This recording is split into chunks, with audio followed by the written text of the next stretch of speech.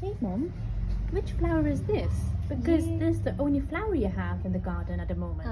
ये बेटा विंका का प्लांट है एक्चुअली। So pretty. हाँ देख, मैं इसकी डेड हेडिंग अब निकालती हूँ, डेड फ्लावर्स को।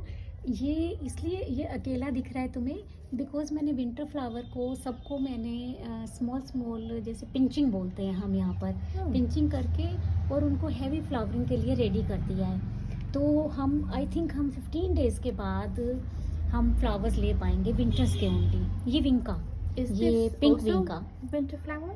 Sorry Is also winter flower? No, ये पूरे ईयर में रहता है बेटा। इसका हिंदी नाम है Okay. सदाबहार। That's why. हाँ, इंग्लिश नेम है इसका विंका, हाइब्रिड विंका। Okay. ठीक है, So pretty. तो यस हाँ, ये मैंने लास्ट ईयर एक्चुअली इसकी कलेक्शन ली थी।